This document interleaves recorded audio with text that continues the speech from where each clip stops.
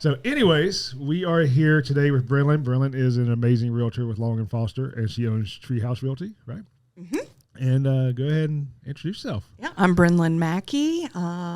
As Sidney said, I work for Long & Foster, and I have a team underneath called Treehouse Realty. We are a women-owned business and been in business collectively over 25 years. And, yeah, we're just plugging along and selling houses. Doing the thing. Doing the thing. How long have you been in real estate? Since 2016. 16. Mm-hmm. What year are we in? 23. There we go. So what did you do before that? Well, I was born and raised here in Richmond, and in 2006 I moved away to Massachusetts to go to school, and I lived there for 10 years. Mm-hmm. And I guess the last job that I had before I found my career was I sold aftermarket equipment for commercial truck upfitting. Okay. Yeah. So if you needed a ladder rack or interior shelving, I was your girl. Nice. Yeah. Nice. Yeah. So what made you change into real estate? Well, I needed something that was a little more lucrative. Sure. I honestly will be perfectly honest. I didn't have a career. I jumped quite a bit, and I found this. It worked. It fell in my lap. Yeah. I was taken under the wing of somebody, and she taught me everything that I know.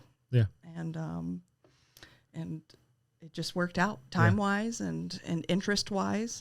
I like houses. I tend to like people most of the time, if we're going to be honest. Sure. That's the opposite of me. I like them some of the time. And so it just worked out. And so actually in 2020, I purchased the business. I purchased Treehouse Realty from the woman I work with. Nice. Yeah. Nice. And took it over fully. Yeah. How many agents you got? Right now, it's just 2 of us. Okay. But life is easier that way. Life is easier. And this is nothing that they don't know because I've told them, but I think of at least 3 to 4 times a week, maybe sometimes daily, about how nice it would be if I can just run the numbers, maybe afford Courtney, and just be back down to me. Yeah. and it's a lot less responsibility. Yes. Yeah. So, 360 daycare is in full swing. As you notice, Courtney plays on her phone throughout most of the podcast. So checks in from time to time. That's fine. As long as I have the headphones on and I hear y'all, we're good. That's true. That's true. So got into real estate, few years, normal years before COVID. And yeah. So yeah. But then I bought the business the same year as COVID hit. And then that's when, little old me goes, what the heck have I done? Yeah. Yeah. I was talking to somebody the other day, and we're just talking about, the market and, where we're at. It was at a conference this past weekend, and we were talking about it. And I said, the problem is I started before COVID. I have zero benchmark for what normal is. So when I look at my metrics and my analytics and all the numbers, are you down from year over year? Sure. But because COVID doesn't count. Right. Is this normal compared to, I don't know. Because every year is so different for different reasons. Yeah. So that's what a lot of people talk about when you become a new agent, like now and in the past 5 years, you don't know what it is to have to really work and fight for every client, every, sale, because exactly what you said, it's been on an upswing. It's, I had, since 2016, my years have only gone up. Right. Always. Yeah.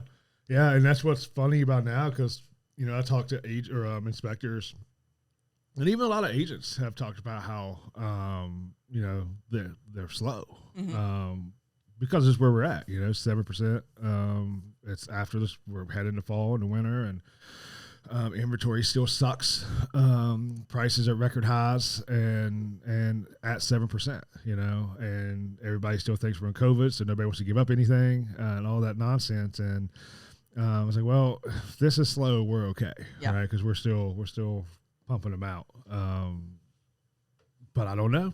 Well, we don't have baselines. I mean, if we could get this podcast to the world, I'll take this opportunity to plug that we need to change the conversation. Yeah. Okay.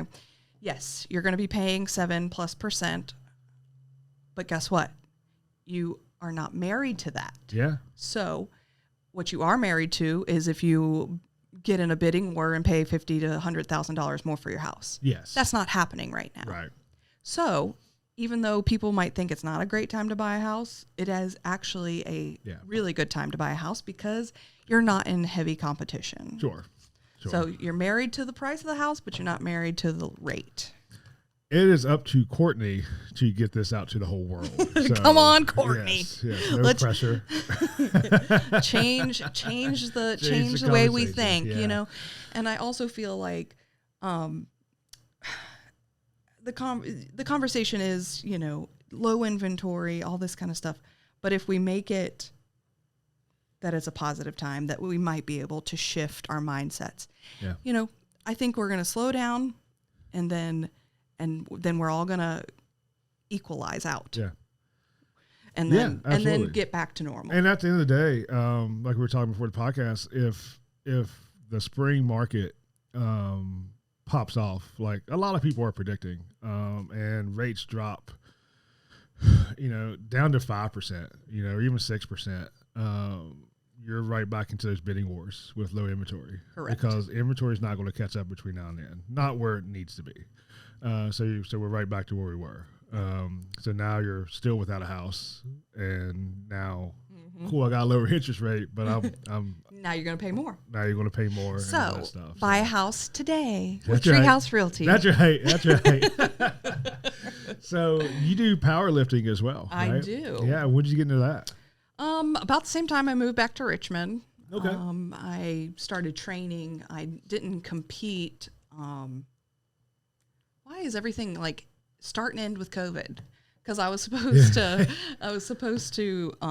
have my first competition. I April. remember that. Yes. April of 2020. Yes. And that did not happen. No. So, but yes, I am a competitive powerlifter. Nice. I am actually a national champion. Yeah. As well. Yeah. Look at you. We got nothing but superstars on. And she's not paying attention on this podcast. So whatever. She's unimpressed. Unimpressed. Go me. So, shifting gears a little bit for the real reason why we're here. We're coming up in October. This will air right at the beginning of October, end of September. We'll get out to the whole world. Courtney's going to do that. But it's Breast Cancer Awareness Month. And recently, you were diagnosed with breast cancer. I was. Back in April, I found a lump in my breast, and I honestly thought it was a chest muscle that had gotten inflamed or whatever because of powerlifting. Yeah. And I had noticed it probably earlier in the year before April. But I just literally thought it was a pulled muscle. Yeah. And then finally I was like, this is not right. And I made an appointment. And the gynecologist said, oh, it's probably just a cyst, but we'll get you a mammogram. Yeah. So I went and had a mammogram, and they immediately did a ultrasound. Yeah. And I know that everybody, and let's just say this right now, everybody's experience is different. Sure, absolutely. I'm not saying that mine is the only way that it happens, and I'm not saying that mine is different, better, good, anything. It is just mine. That's right. And then they immediately did an ultrasound, and the doctor pretty much told me right there it was cancer. I was kind of like wanted to not believe that, Sure, because there was no there was no pathology done or anything. But I came back the next day and they did a biopsy. I had to wait a weekend, and that following Monday, worst weekend of my life. Yeah. And that following Monday, I was told that I had invasive ductal carcinoma. Absolutely. Yeah. Invasive meaning that it had spread to a lymph node. Okay. I think the percentage of people that get this type of breast cancer is like 80. It's like a super, super high percentage. It's like a common. Very common. In the cancer world. Correct, yeah. Yeah. So then we start with trying to figure out what the next steps are. Mm-hmm. And if you've ever had any kind of health scare, you know that the waiting is the worst part. Yeah, absolutely. Absolutely. And then I'm sure from there it's trying to figure out what the treatments are and the game plan. Treatments, game plans, who you need to see, what scans you need to have. Yeah. And so, we went down those roads. Something that I thought was really interesting, and I will also say that I am super, super, super thankful and blessed to have insurance. And sure. I don't know how people do it, and I'm sure they do. Yeah. Yeah. But I don't know how people do it without insurance, and I am just going on record to say I am so thankful to have that. Yeah, that's a huge financial hit. Yeah.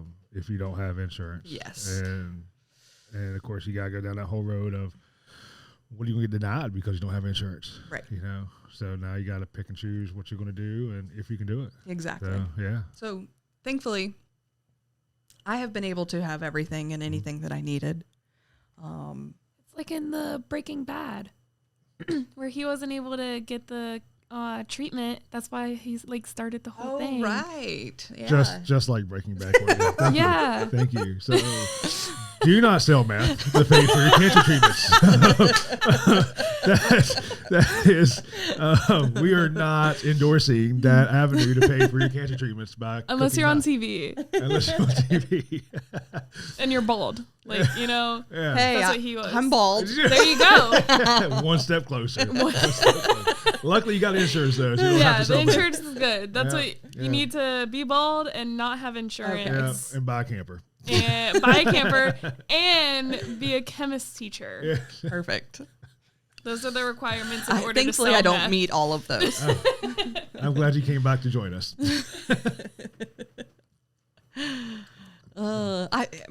I can go down the road of how, like, where we went from there if you want. Wherever you want to go. Well, I guess I'll do the highlights. For women that are, since we are being aware this month. That's right. For women that are concerned that they might have breast cancer, or men, because also men can have breast cancer. Men can have breast cancer. You can get genetic testing done. Mm-hmm. And I thankfully was able to have that done. And they don't just test the gene for your breast. They can test all these other genes to see if you're predisposed for colon or whatever kind of cancers.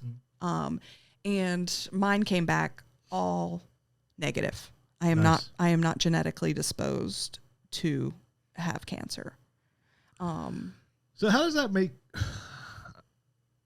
As soon as I get ready to say this question, I hate this question, but I mean, what's your thoughts? Like when you figure out you have cancer and then you find out like you're not even genetically. Mm-hmm. I mean, there was a lot of thoughts that went through my mind. And the first one was, probably controversial, but I joked with my surgeon. I said it was probably the milk, That's right. She was like, it was probably the microwaves or the hormone-induced chicken breast. Yeah, exactly. Yeah. So yeah, and the type that I have, because I have a subtype, or everybody, Sure. you don't have just one. You can't just have one. You have to have more. Right. I have what's called triple negative breast cancer, which is a more aggressive type of breast cancer. I feel like if it's going to be more aggressive, it should be triple positive. Triple negative makes it sound like a safer form of cancer. Unfortunately, no. So there's 3 markers that you can have, and it's called a progesterone or an estrogen or an HER2. I'm not sure what they are, but if your cancer is fed by any of those markers, then you have that type of cancer. It's okay. But because my cancer is not fed by any of those 3, it's called triple negative. Gotcha. Yeah, that makes. So that means they don't know what's feeding it, and so that's why they have to be really aggressive with the treatment. So with that being said, I'm assuming you've probably asked the question, if they don't know what's feeding it and you go through the treatment and go in remission, what does that mean moving forward? Well, that means is there a higher or lower percentage of it coming back because of that?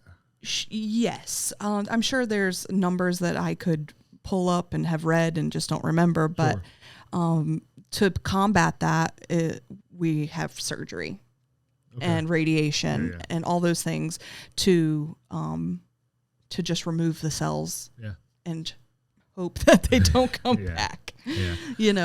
I could probably change my entire lifestyle and do nothing. Change everything that I could imagine to change, and I could potentially still get this cancer. Yeah, unfortunately. I joined the fire service many moons ago. I started when I was 16, right? And it was just as a volunteer. And it was join the fire department, fight fires, ride a fire truck, be cool, right? Yeah. And then as time moved on, in the last probably 10 to 15 years, 10 years, wasn't long after I joined, probably about halfway through the career phase, of the department, that we started getting more awareness, right? That, hey, we're getting cancers. That 50-year-old guys getting testicular cancers, and you're not supposed to be doing that at 50. Right? That's 20-year-olds cancer. And it's because of all the plastics in everything in your house that burns, and we're breathing it in, and now we have all these cancers, right?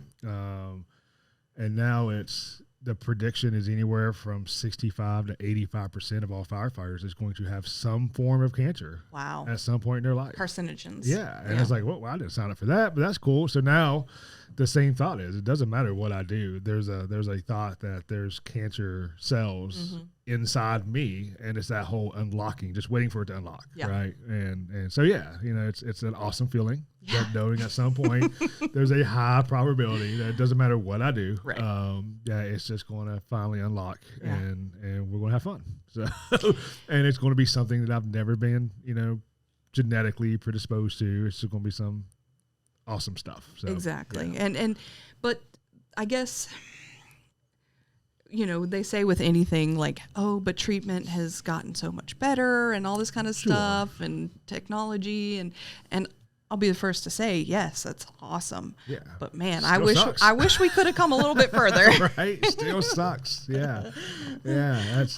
I appreciate that spin. Yeah. But, there was a guy in the fire department, and he was a Vietnam vet. He always used to say, don't piss on me and tell me it's raining. And it's kind of like, exactly. I appreciate your spin, but it still sucks, Yep. Yeah. I can attest. Yeah. It does suck. Yeah. So from there, where'd you go? Oh, let's see. Genetic testing. And then I found I found a surgeon. Okay. Highly recommended. Wonderful. She's at Johnston Willis Hospital. Diane Cox. A lady in my office, she had the same type of breast cancer. She recommended her, and then a couple other people had recommended her as well. So I had a meeting with her, and then she hooked me up with an oncologist. Okay. And I made an appointment with the oncologist, and that's when the treatment plan started. Yeah. What's your treatment look like? Well, I'm trying to forget it. Sure. It was 12. Courtney told me to ask you, so. Thanks a lot, Courtney. It was 12 weeks, one session a week. I didn't quite make it through all of 12. Okay. I ended up having a terrible allergic reaction for the last 2 weeks.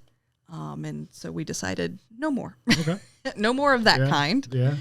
And then it took me probably 3-4 weeks to recover from that. What happens is it attacks your white blood cells. So your white blood cells just evacuate your body. And if you are not capable of fighting the fight, they won't give you stuff to kill you. So life just sucked. Yeah. For those weeks. It really. It doesn't sound like there's probably not much recovery time, right? Yeah. In between sessions. So it just sucked. Yep. It was like you learned how to manage the symptoms better every week. Sure. And then all of a sudden you get knocked on your butt by some random allergic reaction. Yeah. And you're like, oh, I wasn't expecting that. So when did you decide to cut your hair? Pretty early. Early? Yeah. Like, not going to wait, huh? No. Just go ahead and get this out the way. Because it was like I had longer hair and my back would just be like covered in hair, like my shirt. And it would come out in the shower. After how many treatments? I would say 2. Okay. Yeah, 2 weeks maybe. I cut it very quickly because I was like, nope, I'm going to take control of this part. Yeah. So yeah, I cut it. I buzzed it. Yeah. On the front lawn. Probably could have gone somewhere, but I didn't really. The neighbors are like, yeah, we knew that was going to happen one day. She's gone full Britney. Full Britney. And then I don't even remember. It was probably week 6 or whatever. Yeah. Courtney wasn't, she doesn't remember when Brittany did that. She's too young to know what that Free means. Brittany.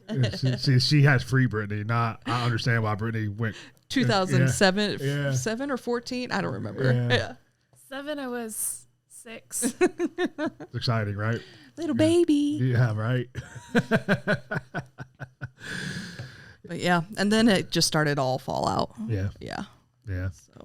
So then I was supposed to do 12 weeks, did 10, took a long break, and then I started a new round, which was in the game plan, and it's 4 sit-down sessions, 3 weeks apart. So I've had one. Mm-hmm. It was rough. Mm-hmm. The medicine is called Red Devil. I mean, I feel like whoever's naming this stuff really should have That's different not thought its process. Like technical name. Well, of course not. but the medicine is actually red. Okay. Yeah. Yeah. Well, there's a lot of things red outside of being a devil. I mean, the effect it potentially has on your heart and body. Red hot candies. You know? Yeah, Fireball. Fireball. Some people call that cinnamon. Yeah, well, I mean, whatever. It's good. So I have 3 more of those left. Okay. Mm-hmm. What's it look like after that? Surgery. Yeah. Yeah. And everybody's different. Sure. I have a lot of different options. Okay. But I would like to keep my chances of reoccurrence as low as possible. Uh-huh. And so I am choosing to have a double mastectomy. Okay. And then have them rebuilt afterwards. Okay. Yep. Yeah. And then while they do surgery, they will do pathology and test the cells and test the skin. And that's when we'll find out if I have to do radiation. Okay. They can't know until they get in there. Sure. Yeah. Sure. So what I'm hearing through all this, though, after the end, we have a pretty good chance of just being done. Yeah. Right. Yeah. There is, yes, yeah. I can be cancer free. Okay. For sure. Yeah. Yeah. It's always a awkward question to ask. How much time you got? Yeah. Nope. I have all intentions of being cancer free. Nice. Yeah. Nice. I know I don't have much say in it, but I also believe in positive thinking. So. Right. Oh. Thought she was going to say something. I did too. Yeah. Well, should have known. She's not paying attention. So, what's been one of the hardest parts through all this? I'm sure there's lots of hard parts. I think they go hand. I was going to say there's two, but I think they go hand in hand. Okay. And one is not being able to go to the gym. Yeah. I can go to the gym if I feel like it. There's nothing stopping me. It is just physically difficult. Sure. And this is the second part, is the mental part. Okay. It's like some people go to therapy, some people go for long jogs, some people do yoga. I go to the gym. And even if I just sit there on a bike for 10 minutes, it doesn't matter. It makes me feel better. Sure. And so the hardest part has been the mental game of all of this, and staying positive. And if you know me outside of real estate, you know that, or if you just know me, I'm positive. Right. So it's been really difficult keeping the mental game strong. And I'm sure you're probably going to hit another one when you go back to the gym. Oh, for sure. Because, when you do, powerlifting, competitive powerlifting especially, and you were at here. Yeah. And then you go back and you're not there. Right. And that's going to be frustrating. It is going to, already in my physique, if you can call that, I can see a change in my body is changing because, one, of not moving and lifting, and two, there are chemicals being pumped into me that are changing me. Yeah. So that's going to be another fun frustration. Yeah. Place of your sanctuary is not going to frustrate you because you're going to. But I'll also take something positive out of that, in that I have the tools, the mental tools to be able to do it again. Yeah, absolutely. Absolutely. So what's it been like being self-employed in a industry that is very dependent on me being commission? there? Yeah, commission. Yeah. While going through all this. I'm not one of those people that's like, I'm so blessed, but I feel like I'm saying that a lot today because you're asking the questions, and I am so blessed. Yeah. I have support. I have family. I have had some closings. Yeah. So I do have some income, but I have a lot of external support, which has helped me. Also, AFLAC. Okay. I had a critical illness plan that gave me a nice lump sum. Nice. Yeah. Nice. Did I want to use it? No. Sure. But hey, I'm thankful I had it. Yeah. You paid for it. Yep. It's there. Exactly. Yeah. So it's been difficult, but all I have to do is ask for help. Yeah. So. How hard's that? I'm really good at it. Yeah. Was it like that from the beginning, or is that something that you just finally just wore down, like I got to ask for help? I think maybe I had it in my brain for a couple weeks. Yeah. That I was going to do this all by myself. Sure. But because that's my thought process. Oh, yeah. As my wife would tell you, I don't ask for help. Yeah. it's I think it was in my brain for a little bit. Yeah. Yeah. But then the first time you feel terrible, you're like, okay, nope. Yeah. There's I can't think of the name now. But on it's ESPN thing, Jimmy V, the Jimmy V Foundation. Yeah. And when the other guy, the other guy who that was a ESPN sports anchor, had cancer as well, and he died. But that was one of Jimmy V's speeches was, when you're tired, let other people, fight for you. Right. But it's hard, when you're a person like me, to let other people help you. Sure. It's just nothing else other than doing them out. Yeah. There's no pride there or anything else. It's just, I don't want help. Exactly. Yeah. I mean, I do all my appointments, and I can do all that stuff by myself. But yeah, I definitely have needed assistance, and I'm okay with that. Yeah. Yeah. Has it gotten annoying at times? Yes. Yeah. Yeah. Yeah. When fire department, we got real big into the behavioral health aspect of what's going on in the fire service, and we had an incident, and one of the guys told the counselor that oversaw our team, support team. He checked in with him, and he's like, it's been really great. Everybody just keeps calling me and asking if I need anything. And he's like, yeah, they're going to do that. Yeah. Yeah. Yeah. I am not complaining. Yeah. I am not complaining. Sure. I have appreciated every single call, text, Facebook, whatever. But yes. Yeah.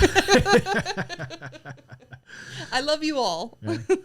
Do you have any plans once it's all done? Outside of going back to the gym? Well, I had to cancel a trip to New Orleans with my mom, so we're going to reschedule that. Yeah. I want to go on I love an all-inclusive, so I want to do that. But other than that, just get back to whatever my new normal is, and I don't know. I think it's weird that I got cancer. Right.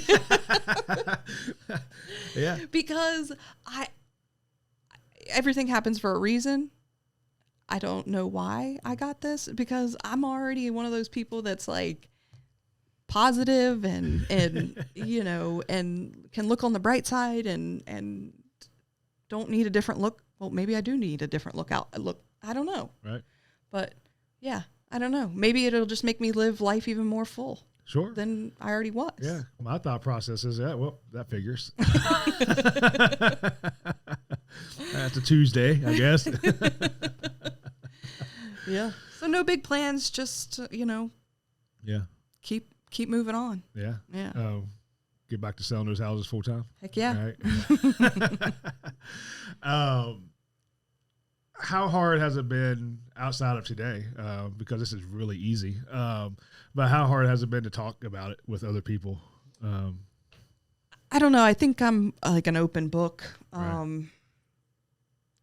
Yeah, I think there's a benefit to talking about it. I even made a Facebook post about it, and I got a lot of messages about how people were really thankful that I said, "Hey, I'm not even 40. Yeah. I got breast cancer. If you have breast tissue, make sure to check yourself." Yeah. How old are you? I am 38. Okay. Mm-hmm. Yeah. Yeah. And so I got a lot of messages about people saying, "Thank you for reminding us," and being, It's important because it's surprising that how much chatter is out there in today's world with all the different things, from TikTok to Twitter or X or whatever to Instant Face, and just all the things that we do and all the people that we see and the texting and the phone calls and the emails that we don't see a whole lot of the hard stuff get talked about. Right. And same thing, the behavioral health side or the mental health side of things that I don't share a lot of it, not because I don't want to talk about it. I just, there is an aspect of nobody wants to hear it. Right. It's personal. But when you do release it, it's amazing how many people relate to it. So I think it's important for people to hear the message. For sure. To let them know, if nothing else, as reminders, and let them know that, you know, if they go through that they're not alone, and that they can do it. And there's all kinds of, you know, I won't say pros to it, but there's, you know, that community.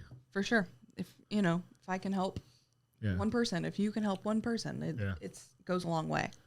Yeah. One of the things that I find interesting, and I've had this talk with other people, is this is more on, you know, a grieving side of things. I'm not really grieving, but when something happens, you get all those people say, let me know if you need anything. And from the other side of the table, there can be resentment of, well, they said that, you know, if I need anything, let them know, but I never hear from them again. Right.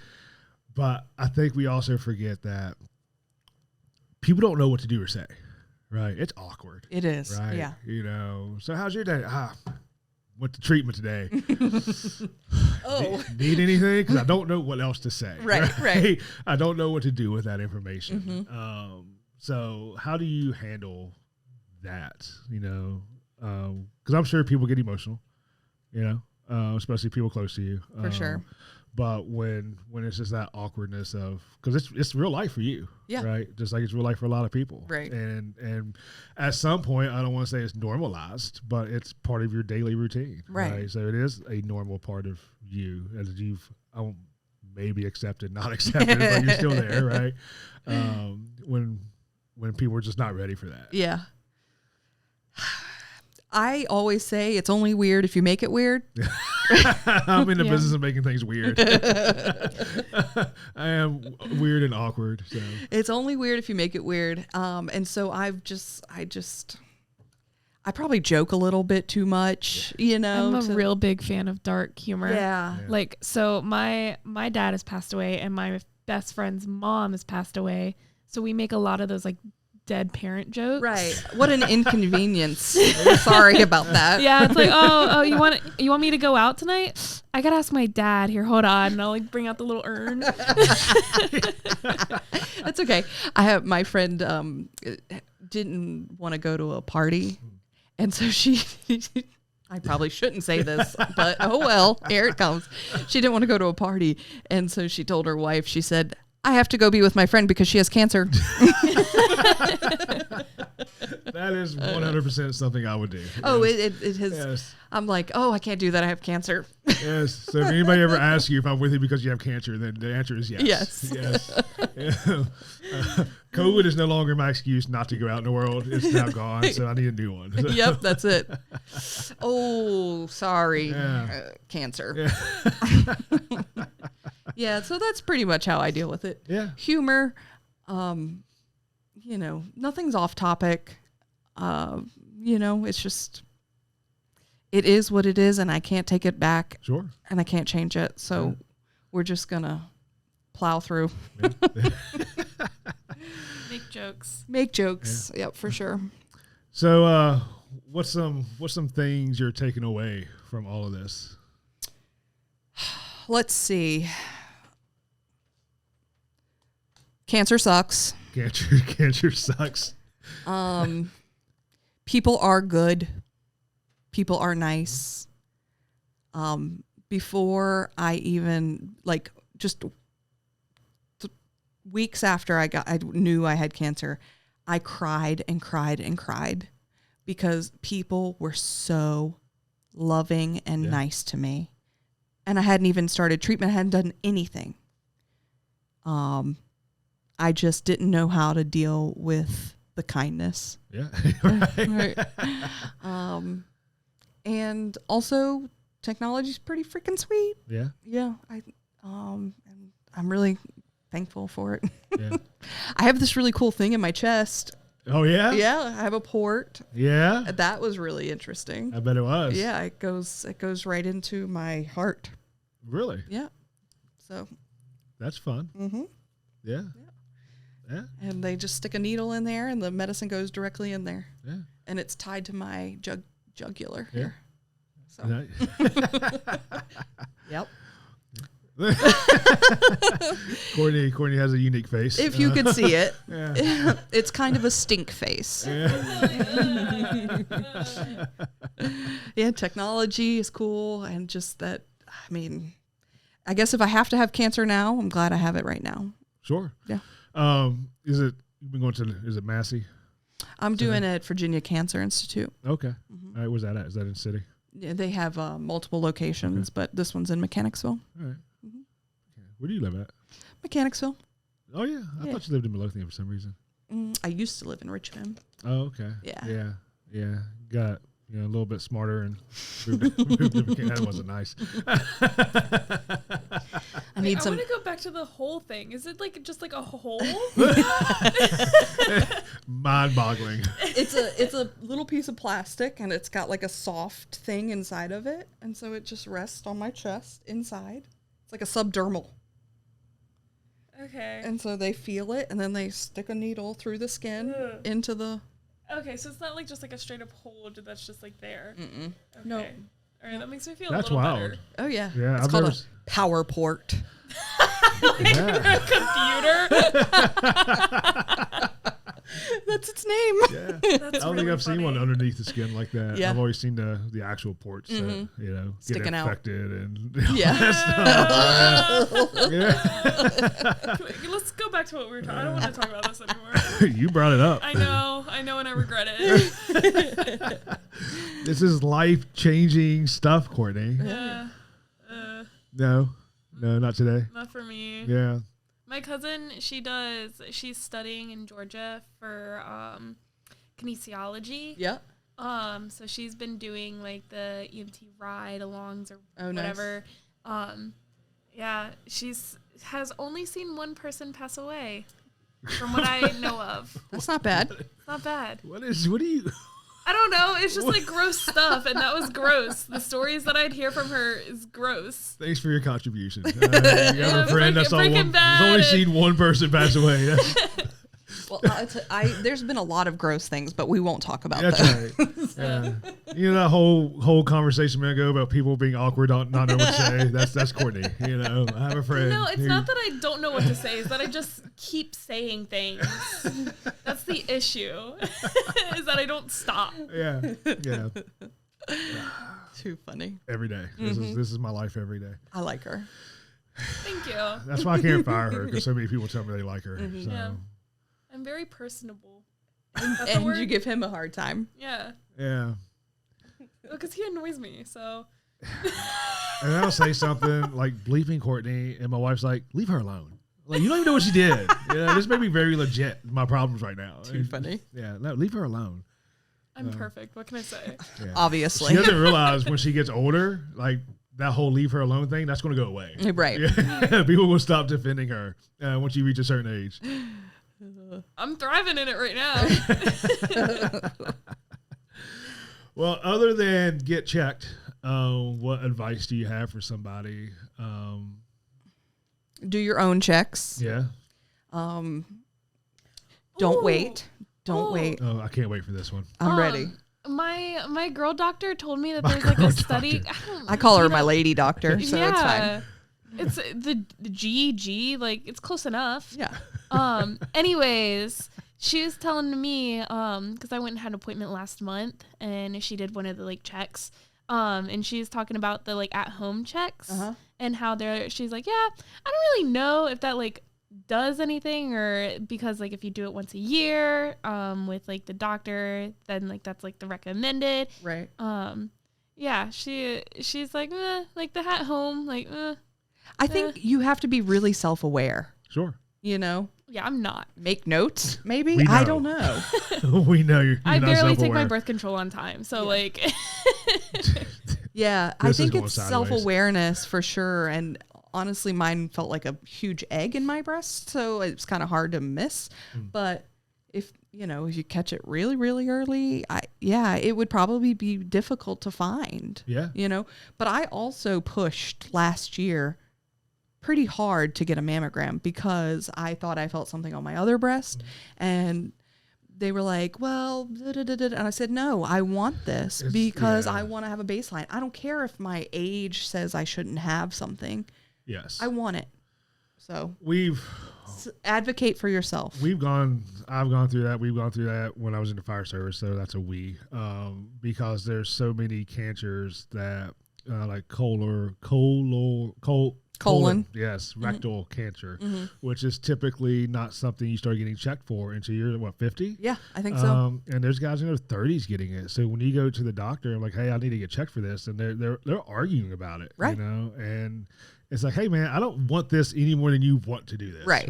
I mean, I pushed for that last year as well. I said, I need to have this as a baseline now, so that you can see if anything's changed. Yeah, and there's so many things now that cause cancer that it's no longer just a hereditary or genetic thing. Right. That it's surprising to me that there's still so much pushback when you go to the doctor and you want something checked because of maybe it's paranoia, sure, but you just want to be sure, right? And that's a great point. You really got to advocate to yourself, and if you have a doctor that refuses to do it, fire them. Yeah, that's the cool thing about having doctors. You can just fire them, right? All right, and make an appointment with somebody else that will, because I had to bring documentation and from doctors from Boston that were heavy involved in what we were dealing with, and like, hey, no, this is what I recommend from here on out. This That's is insane. The age to start. I don't understand that, because I feel like, aren't they getting more money if you go and do this? Yes and no, because a lot of insurance companies aren't approving certain tests for certain ages because they don't think it's necessary. They don't meet the requirements or whatever. So yes and no. And then some of it's not even about performing the test, because I won't say it's an invasive test, but it's not using equipment, right, or whatever. Right. But they still like, oh, well, we don't need to do that. And I think the takeaway is if you need or you think you need something, make it happen. Yeah, and absolutely. Unfortunately, you might have to push, to get it. But if I felt like I needed it, and I made it happen, and here we are. Yeah. And how big is support? How big is it? Yeah. You can't do it without, honestly. You need friends, you need family, you need somebody to scream at, you need it all. Yeah. Accept it. Take it. What's been your outlets for this? Since, the gym's been kind of taken off the table. Right. Well, some people don't know this about me, but I like to do arts and crafts. So does Courtney. OMG. Yeah, she finger paints. She likes the glue sticks. She really likes glue. I started doing diamond art. Yeah. Oh, like the painting ones? Yeah, the diamond. I need something that's like, my attention span is not there for that. Yep, that you need an attention span for that. I don't have that. If it takes me more than 10 minutes to do something like arts and craft wise, I'm not doing it. Oh, yeah. Anymore. Yeah. I just started a really big one, so. Yeah. And that's a problem for most of the projects I give her too. So. Yeah. And I've actually read books, like paper books, which has been nice. Yeah. So, yeah. Yeah. Asking for help, probably another big takeaway, right? Yep. Ask for help. Yeah. Yeah, because support's one thing. Support's great, but if you don't do anything with it, right? You got to be willing to ask for help. Exactly. So, yep. Yeah.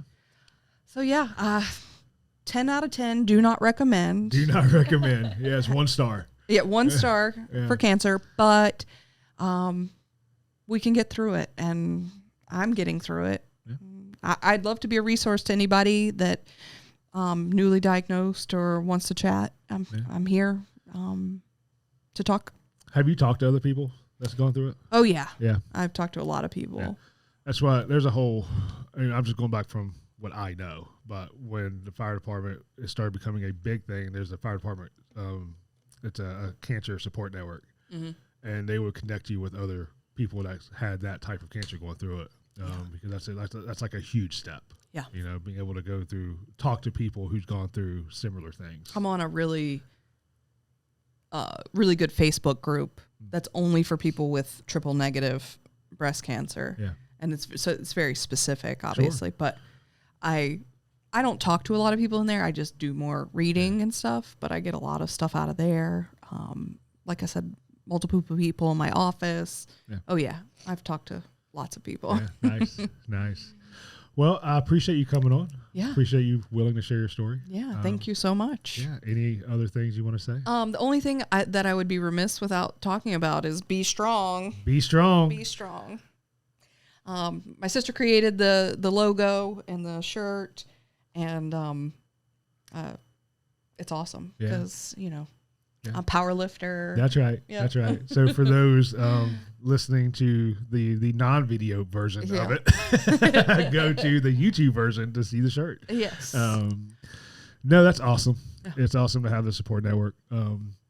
But really do appreciate you coming on and talking about it. And nobody got emotional. Maybe Courtney did, but she does that sometimes. So I appreciate it. Thank you. Thank you for thinking of me. Of course. And we'll do this again once it's all done and do like an update. Yeah. Sounds like a plan. I appreciate it. Thank you.